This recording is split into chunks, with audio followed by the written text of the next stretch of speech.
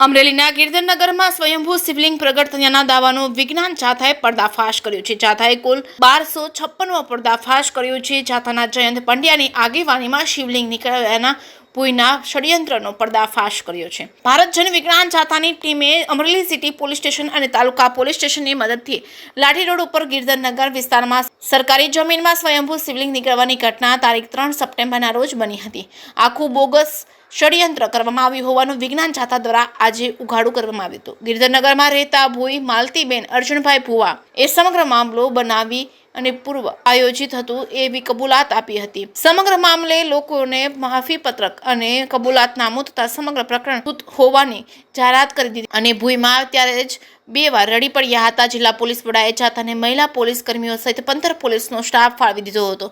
વિજ્ઞાન જાથાનો 1256મો સફળ પર્દાફાશ થયો હતો। જાથાના ચેરમેન જયંત પંડ્યા તેમજ વડપણ હેઠળ એડવોકેટ ભાવનાબેન વાઘેલા, ભાનુબેન ગોહિલ, રોમિત રાજદેવ તેમજ ગુલાબસિંહ ચૌહાણ તેમજ અંકલેશ ગોહિલ તેમજ ગૌરાંગ સોઢા તેમજ રાજુભાઈ યાદવ સહિતના એ આ પર્દાફાશમાં જોડાયા હતા। જેકેસિંહ ગુજતી સાથે જૈનિક સુચિત્રા અમરેલી। ભુવા છે, હું ધૂણવાનું બંધ કરું છું અને મેં ભ્રમ ફેલાવ્યાની માફી માંગુ છું। ભુવા છે, હું ધૂણવાનું બંધ કરું છું અને મેં ભ્રમ ફેલાવ્યાની માફી માંગુ છું। મારું નામ ભાનુબેન ગોહિલ છે અને માલતીબેને જેના ઘર પછવાડે જે ધૂણીને જે 1.5 ફૂટના અંતરે જે શિવલિંગની મૂર્તિ કાઢી છે એ ખરેખર આમ જોઈએ તો ધતિંગ કહેવાય અને આ લોકોને અંધશ્રદ્ધામાં ભરમાવાની એક એની ખોટી ધતિંગ લીલા છે। ખરેખર તો આવું કાયદાકીય દ્રષ્ટિએ આવું ન કરવું જોઈએ। આજ રોજ અમરેલી લાઠી રોડ ઉપર ગિરધરનગર વિસ્તારમાં 4-5 દિવસ પહેલા એક ચમત્કાર નામે એક જમીનમાંથી 1.5 ફૂટમાંથી શિવલિંગની નીકળવાની ઘટના બની હતી, જેની જાત માહિતી લેવા વિજ્ઞાન જાથાની ટીમ આજરોજ રૂબરૂ મુલાકાત કરી। માલતીબેન અર્જણભાઈ ભુવા કે જેઓને 7 વર્ષ પહેલા સ્વપ્નમાં આવ્યું કે ભાઈ મહાદેવ મારા વિસ્તારમાં છે એવું સ્વપ્ન આવ્યું।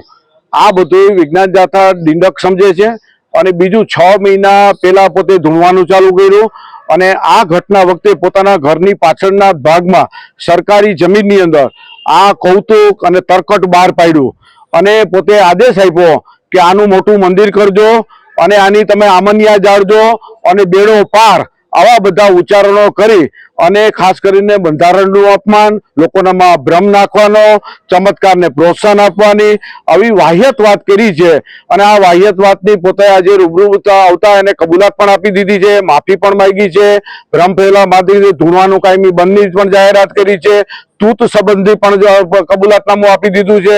તો અમે લોકોને અપીલ કરીએ છીએ કે આવા શિવલિંગ છે પોતાના સરકારી જમીનમાંથી કાઢીને કૌતુક કરી અને લોકોને બ્રહ્મા નાખવો એ પણ ગુનો બને છે, ધૂણવું છે અને લોકોને માનસિક ઈજા કરવી એ પણ ગુનો બને છે।